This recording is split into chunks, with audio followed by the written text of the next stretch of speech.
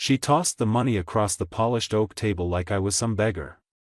2 crumpled $100 bills slid toward me, stopping just shy of my hand. Melissa leaned back in her chair, her lipstick too red, her smirk too cruel, and sneered, "Book yourself a cab to your parents' place. Goodbye." That was my wife. The woman I once promised forever to. Now she was treating me like a piece of trash she'd finally taken out. I glanced at my lawyer, Jason, a guy I had known since college. Instead of looking angry for me, he burst out laughing. And not a polite laugh, an uncontrollable, loud, belly laugh that echoed through the whole damn room. Melissa's smile cracked for the first time. She didn't understand. Not yet. Because the truth she thought she owned, the fortune she thought she stole, wasn't hers. She thought she'd upgraded to my brother Ethan, the so-called CEO of a billion-dollar furniture empire. She thought she'd bled me dry, humiliated me, replaced me with someone better. She thought she had it all figured out. But she didn't know the real CEO was sitting right across from her. Me. And the best part? Watching her smug little victory speech dissolve into confusion, then into panic, when she realized she had played the wrong man all along. But let me not jump too far.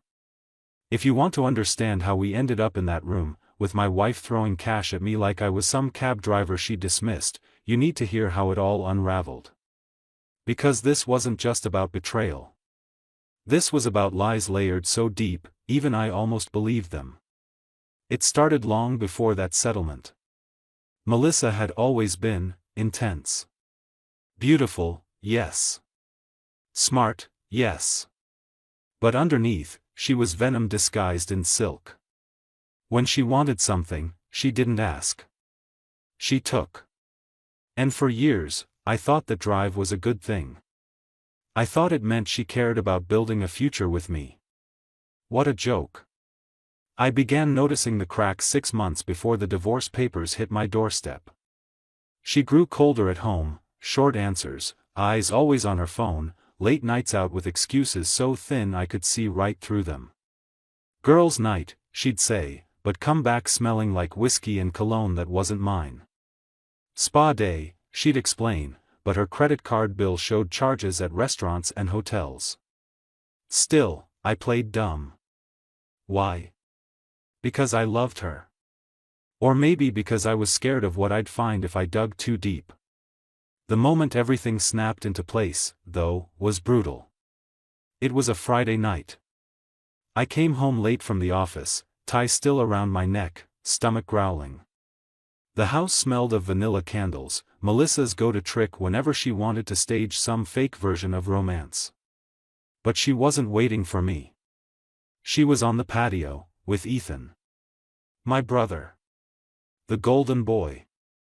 The one my parents always praised, the one who supposedly built an empire from scratch. And there he was, hands all over my wife, whispering in her ear while she laughed that fake high-pitched laugh she used when she was already caught up in someone's orbit. I didn't go outside. Didn't scream. I just stood there in the shadows, holding a glass she had left behind with her lipstick stain smeared on the rim. And as I watched them, something inside me broke, not just my marriage, not just my trust, but something primal. You want to know what betrayal feels like? It's not just pain. It's not just anger. It's humiliation, raw and acidic, eating at your stomach. It's realizing the people you trusted most, the person you share a bed with and the brother you grew up with, have been conspiring behind your back. That night, I didn't sleep. I left, stayed in a motel off the interstate, and replayed everything in my head. Every lie. Every fake smile. Every cold shoulder in bed. It wasn't just an affair. It was a war she had been waging against me, and I was the last one to know. But here's the twist, Melissa thought she'd won. She thought leaving me for Ethan meant she'd secured the crown. She thought she was cashing in her loyalty points for a lifetime upgrade. That's why, at the settlement, she had the audacity to sneer and throw a couple $100 at me. She thought Ethan was the key to the empire. She thought I was broke. She thought I was nothing without her. And in that exact moment, watching my lawyer laugh, watching her smugness start to crack, I realized this story wasn't about her betrayal anymore. It was about my revenge. And trust me, it was just getting started. She didn't know I had seen it all that night on the patio. She didn't know I stood there, watching her run her hands over Ethan like she belonged to him. To her, I was still the clueless husband who worked late and trusted her blindly. That's what made her confident, that smug arrogance she carried into every room as if the world existed to serve her games. The next morning, she acted like nothing had happened.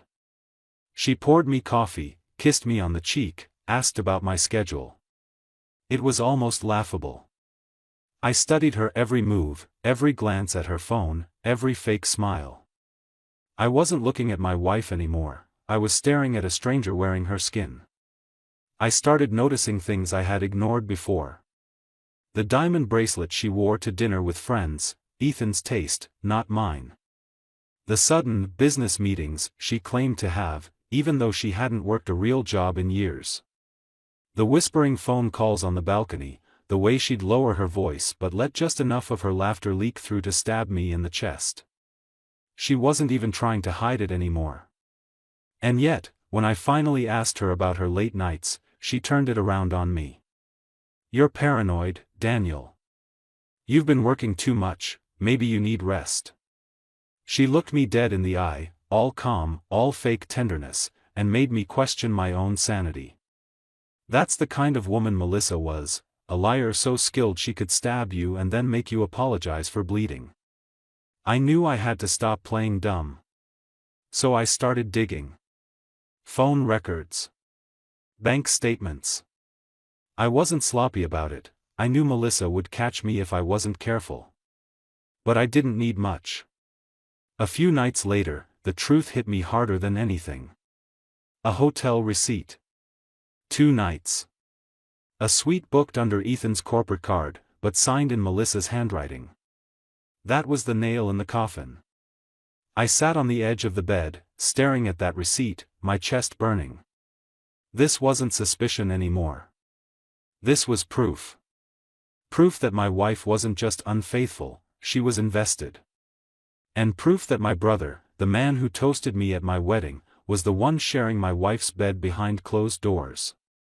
When I confronted her, she didn't even flinch. I still remember the way she leaned against the kitchen counter, arms folded, that same smug grin plastered on her face.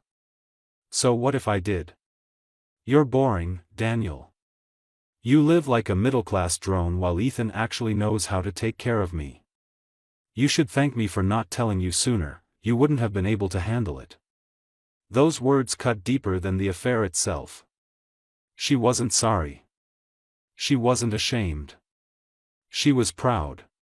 She wanted to humiliate me, to make me feel small, to remind me that she thought she had traded up. I didn't scream. I didn't break anything. I just looked at her and let her dig her own grave with every word. Because here's the thing about Melissa, her arrogance made her blind. She thought she held all the cards, but she didn't even know what game we were playing. That night, after she stormed out with her suitcase, probably heading straight to Ethan's place, I sat alone in the living room with a glass of whiskey.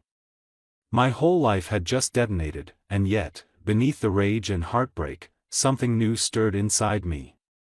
A strange calm. She thought she'd destroyed me.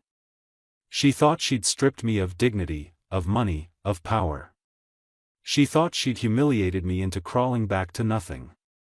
But she didn't know the truth. She didn't know the empire she worshipped wasn't Ethan's. She didn't know whose signature really sat at the bottom of every contract. She thought she was playing chess. She hadn't even realized she was a pawn. And as I finished that drink, I made myself a promise. I wasn't going to beg. I wasn't going to fight for scraps. I was going to burn down her illusion, piece by piece, until she realized she had bet everything on the wrong man. That was the moment my grief ended, and my revenge began. The weeks that followed were like living in a play where everyone else knew their lines except me. Melissa flaunted her new life with Ethan like it was some kind of prize. I'd see the posts on social media, her sipping champagne in his penthouse, her wrapped around his arm at charity galas, her smug little captions about finally being valued. She didn't block me, didn't hide it. No, she wanted me to see. She wanted me to feel the knife twisting deeper every single day. Friends tried to avoid the subject, but pity leaked through their voices. My mother called, speaking in soft tones, telling me that Ethan and Melissa seemed serious. My father didn't say much at all, just sighed heavily when we spoke, as if he carried the shame for all of us. It wasn't just betrayal anymore. It was humiliation on a stage big enough for the whole damn world to see. Melissa made sure I heard from her too. Late-night messages dripping with venom, "You should move on, Daniel. Stop embarrassing yourself. Ethan can give me things you never could." Sometimes she'd even call, not to talk, but to let me hear her laughing in the background with him. That's the kind of cruelty she thrived on. She wasn't satisfied with leaving me, she needed to crush me under her heel. I didn't respond. Not once. Every text, every call, every post, I let them pile up like trash on a curb. Because I knew something she didn't. And the longer I stayed silent, the deeper she sunk into her delusion that she had finally won. When the divorce process started, she strutted into every meeting like a queen ready to strip her servant of his last coin. She demanded the house, the car, half of the savings. She even wanted spousal support, claiming she'd sacrificed her career for me. Jason, my lawyer, leaned back in his chair during those meetings, barely hiding his smirk. He knew what was coming. I just had to let Melissa dig the hole deeper. One afternoon, she walked into mediation wearing a dress that probably cost more than my first car, clutching Ethan's hand like a trophy. She didn't even look at me when she spoke, only at Jason, as if I were beneath her notice. "We'll take the settlement in cash," she said, like it was already decided. Ethan just sat there, smug as ever, nodding along, convinced his empire would cover any demand she threw out. It was almost entertaining, watching her confidence grow. Almost. Because while she thought she was climbing to the top, she was actually walking into a trap she didn't even know existed. The night before the final settlement, she called me herself. Her voice was sharp, mocking. "Tomorrow, it's over. Don't embarrass yourself trying to fight this. You'll walk away with nothing, Daniel. You'll crawl back to your parents like the pathetic man you've always been. Meanwhile, I'll be Mrs. CEO. So be smart, don't make a scene." I remember staring at my phone after she hung up, the anger boiling so hot I thought the glass would shatter in my hand. But beneath that fury, I smiled.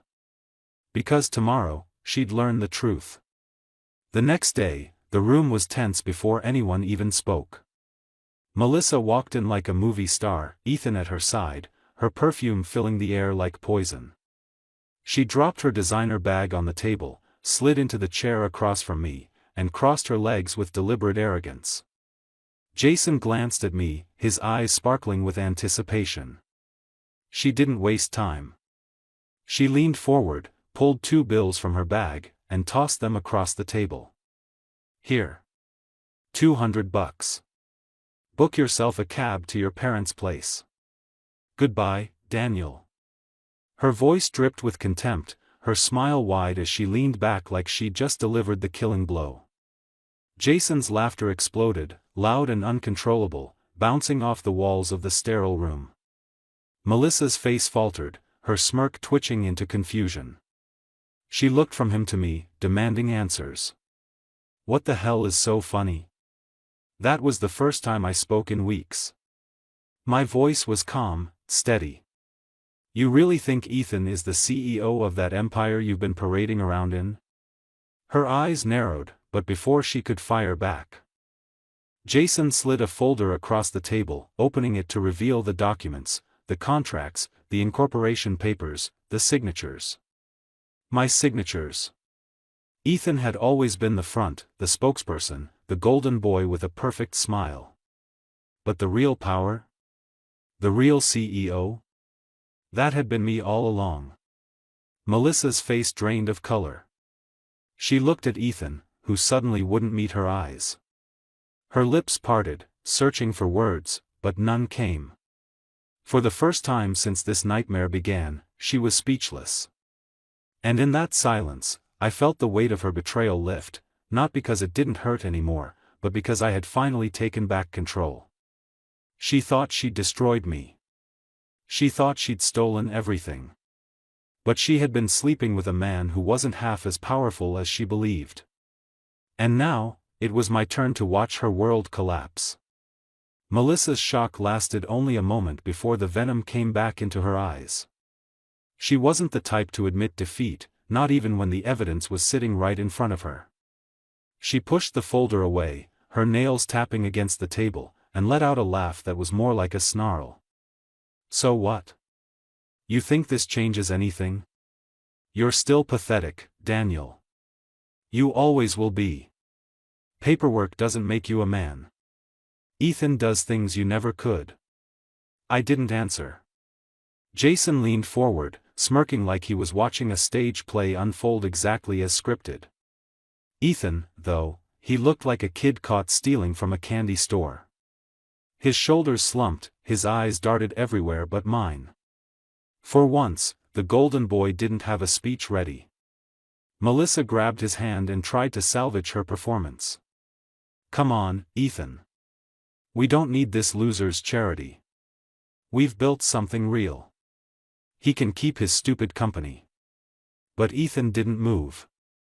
He sat frozen, and when he finally did glance at me, his face was pale.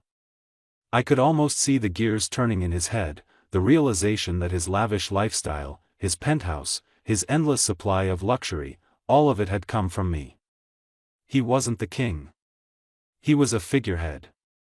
And without me, he was nothing. Melissa noticed his hesitation and her mask cracked.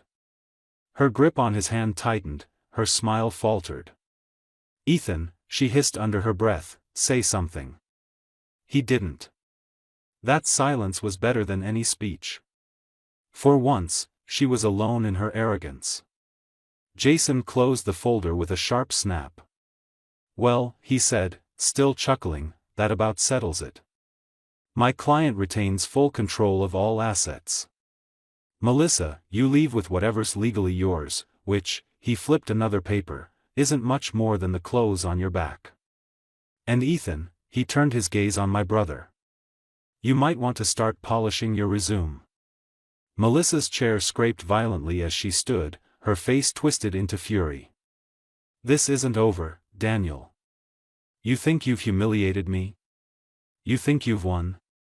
Watch me. I'll burn this down. I'll ruin you. I stood too, finally letting my rage seep into my voice. You already tried, Melissa. You used me, lied to me, dragged me through the mud in front of everyone. You betrayed me with my own brother. And for what? For money that was already mine?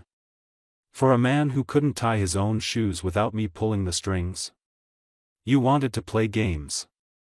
You just lost. She opened her mouth, but no words came out. For once, Melissa had nothing to say.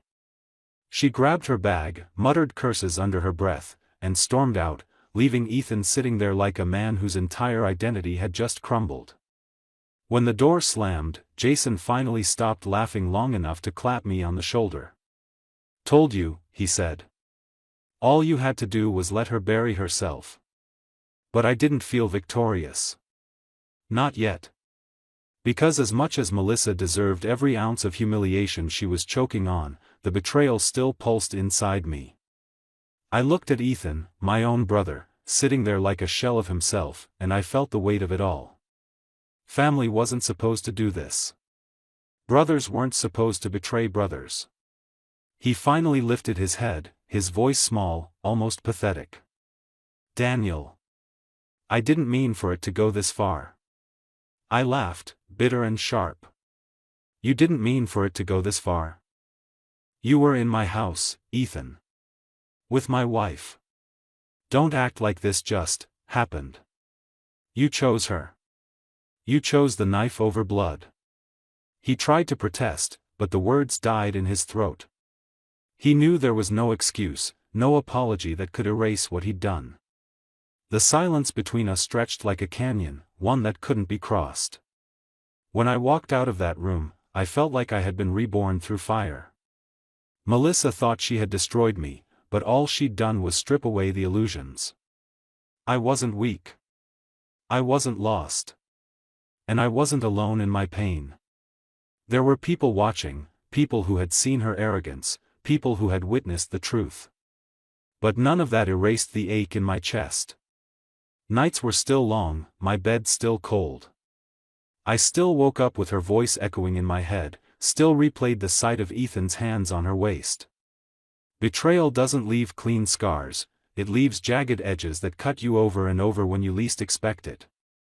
Yet in that pain, something else grew. Resolve. I knew Melissa wouldn't disappear quietly. She was too vindictive for that. She'd try to claw her way back, to twist the narrative, to make herself the victim. But now, I was ready. This wasn't just about surviving anymore. This was about making sure she never had the chance to bury me again. And deep down, I knew the storm was only beginning. Melissa didn't vanish after that settlement, she lingered like poison in the air, refusing to dissolve. Within days, rumors started spreading, whispers that I had tricked her, that I had used money to trap her in a loveless marriage, that Ethan was the one she truly loved. She spun herself into a victim, and plenty of shallow ears were willing to listen. That was her talent, lying so smoothly that half the world felt sorry for her. But she underestimated me. She thought I'd retreat, hide, lick my wounds in silence. She didn't expect me to step forward with the truth, to start speaking openly about what had happened. I didn't have to exaggerate, didn't have to twist it, the receipts, the witnesses, the facts were damning enough. And people began to see through her act. Slowly, her shiny mask started to crack. Ethan, meanwhile, collapsed under the weight of it all. Without my company backing him, his lifestyle evaporated. The penthouse went first. The cars followed. Creditors circled like vultures, and suddenly the golden boy had nothing golden left. I should have felt satisfaction, but what I felt was complicated. He was my brother. Blood. And yet every time I remembered him on my patio with Melissa's arms around him, that bond dissolved into ash. One night, he showed up at my door, unshaven, eyes hollow. He tried to speak, but the words came out broken. I made a mistake, Daniel. She used me. She never cared about me. His voice cracked. I wanted to be you. And she made me believe I was. Hearing that twisted something inside me. Pity, rage, grief, all colliding at once. I wanted to slam the door in his face, but I couldn't. Not yet. So I let him stand there, let him spill his pathetic confessions on my doorstep while I stared at him in silence. Finally, I said, wanting to be me doesn't excuse stabbing me in the back. You didn't just betray me, you betrayed yourself. Then I closed the door, leaving him outside in the dark. Melissa's descent was uglier. She kept pushing, kept clawing for control. When public sympathy started slipping, she tried to spin it harder. She told anyone who would listen that I had manipulated the documents, that I was gaslighting her. At one point, she even tried to sue me for fraudulent concealment, claiming she'd been tricked into marrying a man she didn't truly understand. The case was thrown out in minutes, but she showed up at the courthouse in designer sunglasses, acting like she was still the star of the show. The truth was, she was unraveling. Friends she used to flaunt stopped answering her calls. The parties dried up. Even Ethan pulled away, too ashamed to stand beside her anymore. She had burned every bridge, but still strutted like she owned the road. That was Melissa, too arrogant to accept defeat, too blinded by her own lies to see the cliff she was walking off. For me, the nights were still hard. I'd wake up in the middle of the night, heart pounding, flashes of her laughter cutting into my mind like blades. I'd replay the patio scene, the settlement, the venom in her voice. Rage and sorrow danced circles around me, and sometimes I thought they'd choke me. But then I'd remember her face in that room when Jason revealed the truth, the shock, the fear, the helplessness. That memory kept me going. It reminded me that for once, she couldn't talk her way out of the corner she painted herself into. One evening, I went back to that same patio where it all began. The whiskey glass was still in the cupboard, still stained faintly with her lipstick. I held it in my hand, staring at it under the porch light, and realized something. This wasn't just the story of betrayal. This was the story of liberation. Melissa had thought she destroyed me, but all she'd done was free me from the web of lies I had been living in for years. The man who once ignored the signs, who once believed every excuse, who once loved blindly, he was gone. In his place stood someone harder, sharper, someone who finally understood that loyalty without respect is just a leash around your neck. Melissa thought she stole everything. But what she really did was hand me the truth. And with that truth, I was never going to be weak again. Still, a part of me knew she wasn't finished. Women like Melissa don't disappear quietly. They linger, they scheme, they look for cracks to crawl back through. And the thought of her returning, of her trying one last desperate play, it didn't scare me anymore. It thrilled me. Because now, I was ready for her. Melissa's final plays came fast and reckless, like a cornered animal biting at anything in reach. First came the calls, long, rambling voicemails where her tone flipped from seductive to furious to tearful, sometimes all in the span of a minute. "You'll regret this, Daniel," she hissed in one. In another, her voice was honey-sweet, "We can fix this. You know I never really loved Ethan." And in the next, she was screaming, "You ruined me. You ruined everything." I stopped listening after the first few, but I saved them. Evidence. Proof of who she really was when the mask slipped. Then came the appearances. She'd show up outside my office, lurking in her luxury car she could barely afford anymore, sunglasses hiding her puffy eyes. Once, she stormed into the lobby and started screaming at the receptionist that I owed her, that I was a liar, that she deserved half my empire. Security dragged her out while she cursed me loud enough for half the city to hear. My employees saw it all. The illusion of Melissa, the glamorous, untouchable woman, was dead. All that was left was desperation. Ethan wasn't doing much better. Word spread quickly that he wasn't the mastermind behind the empire, just the puppet. Investors who once toasted him stopped answering his calls. Former friends disappeared. The man who once walked into rooms with his head high now shuffled down sidewalks with his shoulders hunched, a ghost of the golden boy he used to be. One night, he showed up again. This time, he was drunk. He pounded on my door until I opened it, his face red and wet with tears. "She left me, Daniel," he slurred, collapsing against the frame.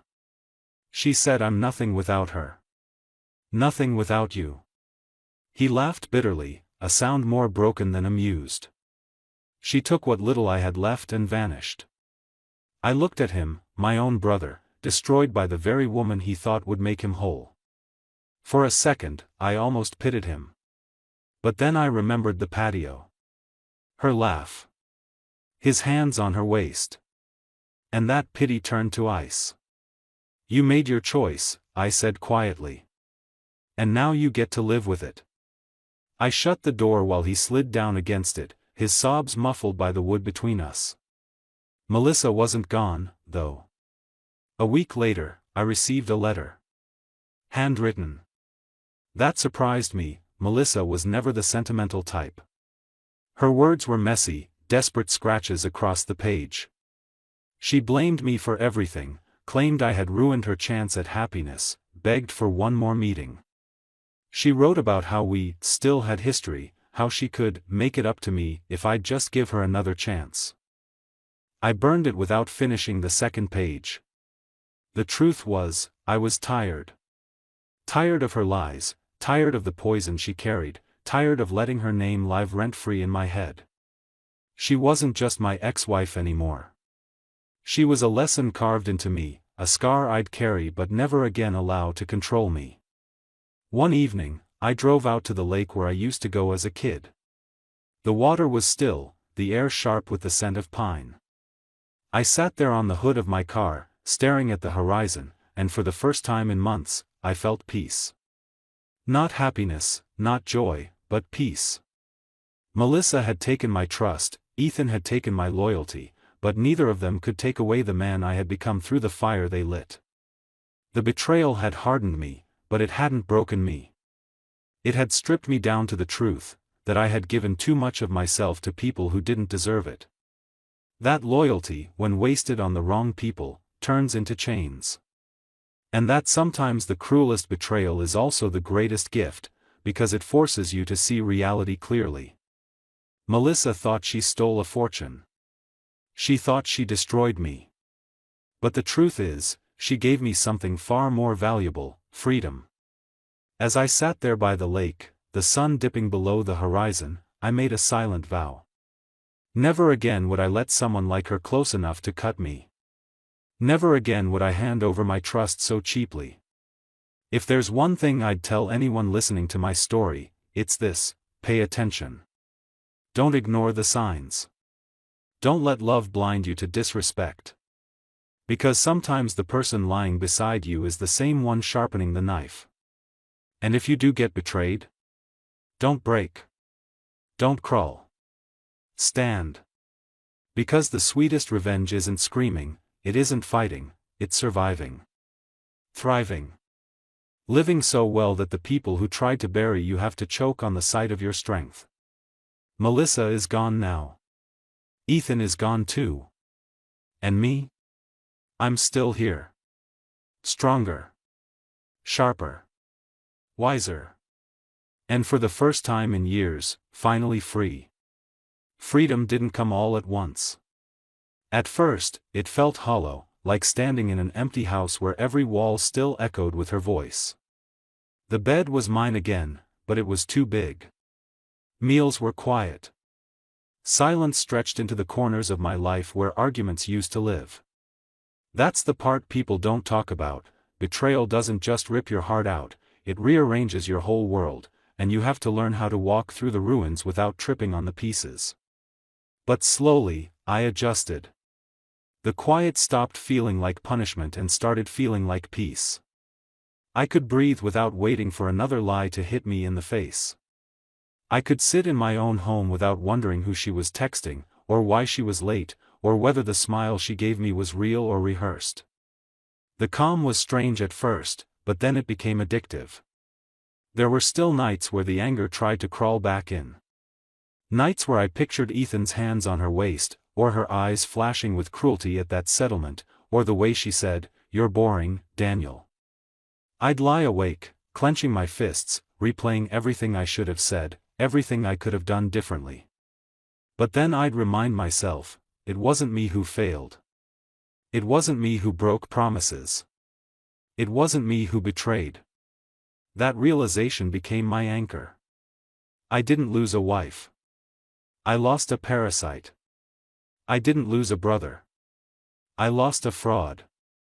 And what I gained was clarity, painful, sharp, but honest. Months later, I ran into someone who knew Melissa.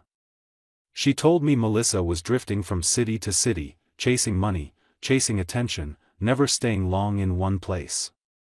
She said Ethan had disappeared completely, buried under debts and shame. I listened, nodded, and felt nothing. No anger, no joy. Just nothing. They had both become ghosts to me, and ghosts can't hurt you once you stop feeding them. Life moved on. My company thrived, stronger than ever without the distraction of my brother's reckless spending. I reconnected with old friends I had lost touch with while trying to keep Melissa happy. I started taking care of myself again, working out, eating better, sleeping without nightmares. For the first time in years. My reflection in the mirror didn't look tired, it looked alive. And here's the truth I learned the hard way: betrayal doesn't define you unless you let it. Pain can either harden you into bitterness or sharpen you into wisdom. I chose wisdom. Melissa thought she broke me, but what she really did was burn down a house I should have left long ago. She cleared the path for me to rebuild on stronger ground.